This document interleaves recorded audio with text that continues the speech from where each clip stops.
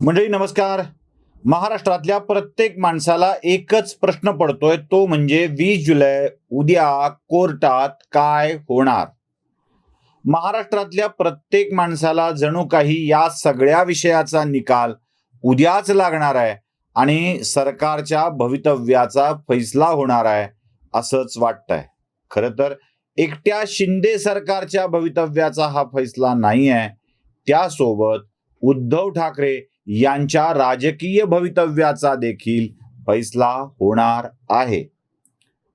आता या सगळ्या प्रकारामध्ये सुरुवातीला आपल्याला समजून घेतलं पाहिजे की कोर्टात कोणकोणते मुद्दे येणार आहेत, कोर्टाच्या अखत्यारीत म्हणजे सुप्रीम कोर्टाच्या अखत्यारीत कोणते मुद्दे आहेत, निवडणूक आयोगाच्या अखत्यारीत कोणते मुद्दे आहेत, देशातले तथाकथित घटनातज्ञ काय सांगतायत हे देखील नीट तपासून घेण्याची गरज आहे.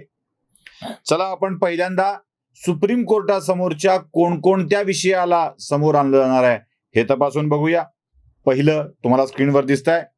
पहिलं आहे 16 आमदारांच्या अपात्रतेबाबतची कारवाई जी उपाध्यक्ष नरहरी झिरवळ यांनी केलेली होती. या कारवाईवर आक्षेप घेणारी याचिका शिवसेनेच्या 16 आमदारांनी दाखल केलेली आहे.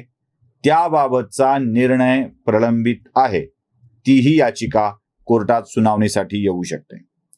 क्रमांक 2, एकनाथ शिंदे यांना सरकार स्थापन करण्याचा निमंत्रण देण्याचा निर्णय जो राज्यपालांनी घेतलेला होता त्या विरोधातही शिवसेनेच्या वतीनं याचिका करण्यात आली आहे. तिसरी याचिका आहे विधानसभा अध्यक्षाच्या निवडीला अनुमती देण्याबाबतची याचिका आणि त्याही विरोधात आव्हान देण्यात आलेलं आहे. त्याबाबत सुद्धा आता काय निर्णय येतो ते पाहणं आवश्यक. म्हणजे विधानसभेचा अध्यक्ष निवडण्याबाबत जो निर्णय घेतला त्या विरोधातली याचिका आहे. विश्वासदर्शक ठरावाला निमंत्रित करणे, विश्वासदर्शक ठराव मांडण्याला मंजुरी देणे याबाबतही याचिका करण्यात आली आहे.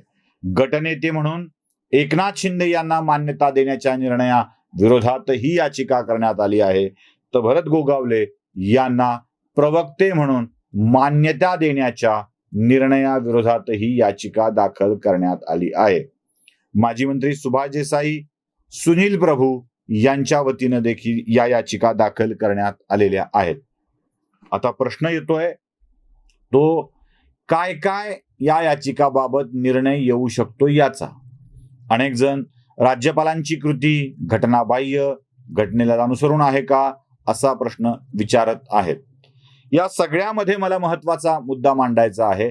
16 आमदारांच्या अपात्रतेच्या कारवाईबाबत जी याचिका दाखल झालेली आहे त्यात उपाध्यक्ष नरहरी झिरवळ यांच्यावरच अविश्वास प्रस्ताव आल्यामुळे ही कारवाई करू नये असं सदस्यांचं म्हणणं होतं आणि त्या म्हणण्यानुसार एक टाइम पिरियड दिलेला होता.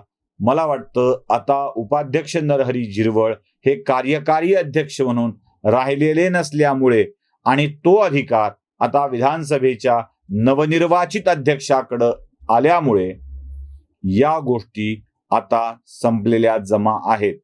उद्याच्या अध्यक्षांनी या कारवाईबाबतचा निर्णय घ्यायचा आहे, कारण सर्वोच्च न्यायालय विधानसभेच्या सदस्यांना पात्र अपात्र करण्याचा निर्णय घेत नसतं.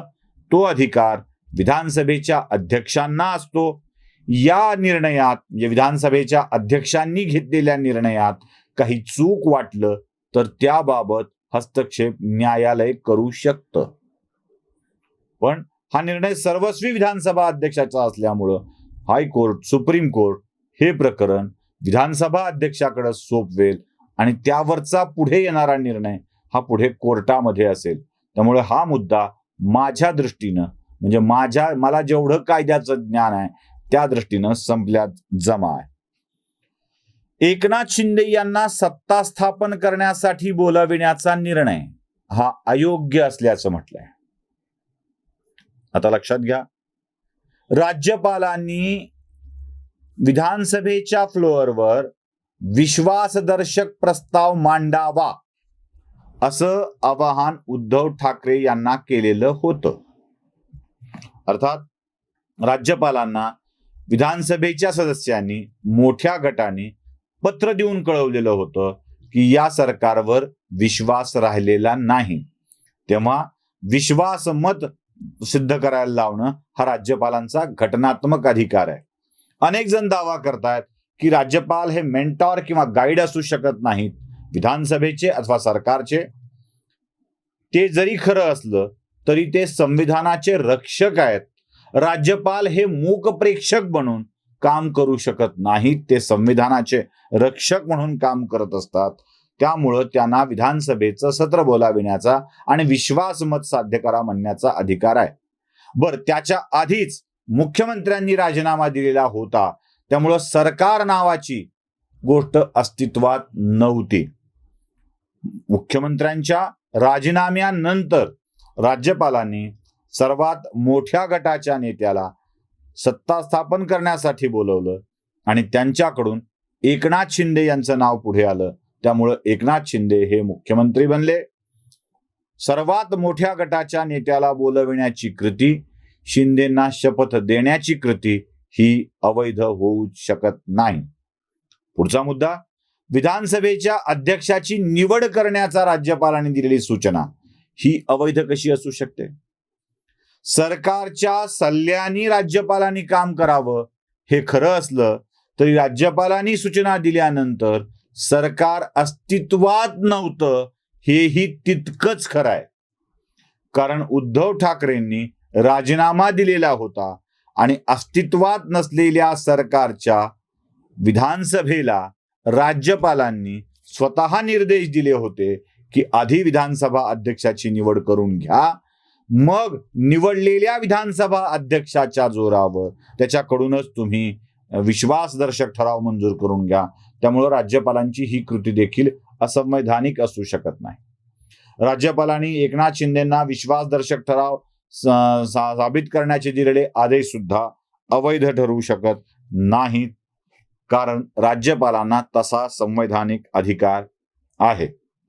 एकनाथ शिंदे यांची गटनेतेपदाची जी मागणी आहे त्या मागणीवर जेव्हा आक्षेप घेतला गेला गटनेतेपदावरच्या नियुक्तीला शिवसेनेच्याकडून, तेव्हा एक गोष्ट लक्षात ठेवली पाहिजे की गटनेतेपदी एकनाथ शिंदे यांची नियुक्ती ही आधीच म्हणजे उद्धव ठाकरे मुख्यमंत्री असतानाच्या काळामध्येच गटनेता म्हणून झालेली होती. हे विसरून चालणार नाही. ती कंटिन्यू झालेली आहे. मध्येच एका शिवसेनेच्या वेगळ्या गटाने आम्हाला हे गटनेते नको असं सांगितलेलं होतं, पण एकनाथ शिंदे यांच्या बाजूने 55 पैकी 40 आमदार आहेत. गटनेत्याची निवड हे विधिमंडळाचे सदस्य करत असतात, पक्ष नव्हे, हे लक्षात घेतलं पाहिजे. त्यामुळं गटनेते पदाची निवड ही पक्षाकडूनच झालेली असते, नसते तर ती विधिमंडळाच्या सदस्याकडून झालेली असते. प्रश्न आहे प्रतोदचा, तो पक्षाने नेमायचा की अन्य कोणी नेमायचा हे देखील सिद्ध व्हावं लागेल. आता पक्षाने नेमायचा असं म्हटलं तर कुठेही एकनाथ शिंदे यांच्या सोबतच्या मंडळींनी आपण शिवसेना सोडल्याचं म्हटलं नाहीये.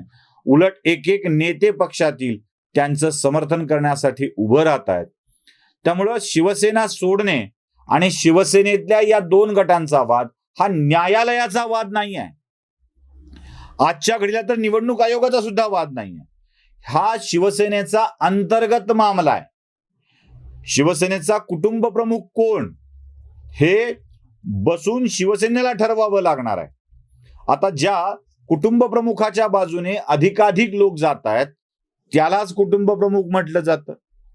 म्हणजे हा काही शिवसेनेचा विषय न्यायालय सोडवेल, मीच प्रमुख शिवसेनेचा, मीच नेता शिवसेनेचा असं जेव्हा म्हटलं जातं तेव्हा ते न्यायालय त्यात येत नाही, निवडणूक आयोग त्यात फैसला करत असतो. पण अजून तरी निवडणूक आयोगापर्यंत हे प्रकरण गेलेलं नाही. तेव्हा शिवसेनेचा हा अंतर्गत मामला आहे. उद्धव ठाकरेंच्या बाजूने किती लोक उभे राहतात, शिंदेच्या बाजूने किती लोक उभे राहतात हे बघणं आवश्यक आहे. आता खासदारही फुटू लागलेत, आमदार तर केव्हाचेच फुटून गेलेत, नेते उपनेते राहिलेली मंडळी एकनाथ शिंदेच्या बाजूने येत आहेत. या सगळ्यामध्ये हा शिवसेनेचा घरगुती मामला आहे, अंतर्गत मामला आहे. त्यात उगाच न्यायालयाला ओढण्याची काही गरज नाही आहे. न्यायालय ज्या मुद्द्यावरती करणार आहे, बोलणार आहे, त्यात एक आमदारांचा मुद्दा आहे. तो ऑलरेडी विषय नवीन अध्यक्ष आल्यामुळं त्यांच्याकडे सोपवला जाण्याची शक्यता आहे.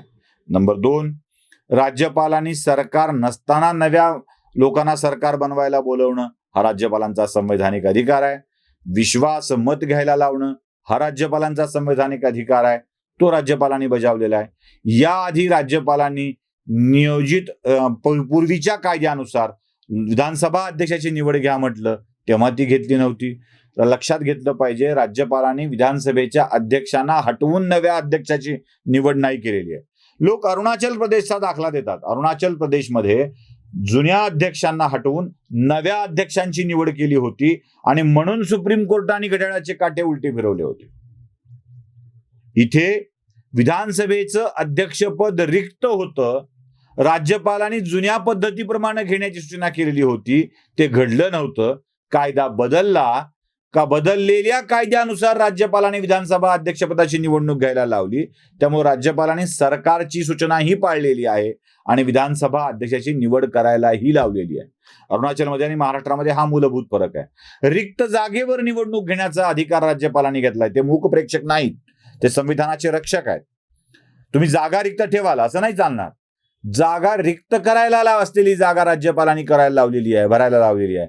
त्यामुळे तोही मुद्दा असंवैधानिक होण्याचं काही कारण आहे असं मला वाटत नाही. आणि मुख्यमंत्री पदावर देखील रिक्त झालेल्या पदावर एकनाथ शिंदे यांची दुसऱ्या मोठ्या नेत्याला संधी म्हणून ते गेलेले आहे. उद्धव ठाकरेंनी स्वतःहून हे पद सोडलेलं आहे. त्यामुळे इथेही राज्यपाल चुकलेत असं मला तरी वाटत नाही. बघूया, उद्या सुरुवात होतीये की विषय संपतोय. कोर्टाच्या समोर जे येईल त्यातून बऱ्याच गोष्टी आपल्याला स्पष्ट होतील, समोर येतील आणि हा तिढा संपण्याचं कारण येईल. कदाचित मंत्रिमंडळाचा विस्तार देखील यानंतर लगेच होण्याची शक्यता आहे. संध्याकाळच्या व्हिडिओमध्ये मी तुम्हाला मंत्रिमंडळाचा विस्तार खरोखर का रखडलाय हे सांगणार आहे. यात राज्यपालांच्या निर्णयाला दिले गेलेली आव्हानं कारणीभूत आहेत की आणखी काही आहे, याचा रहस्य स्फोट होणार आहे, याच्यावरचा पडदा उठवण्याचा प्रयत्न असणार आहे. संध्याकाळचा व्हिडिओ 8 वाजता नक्की बघा अॅनालायझरवर. हा व्हिडिओ आवडला असेल तर लाईक, शेअर आणि सबस्क्राईब करायला विसरू नका. धन्यवाद.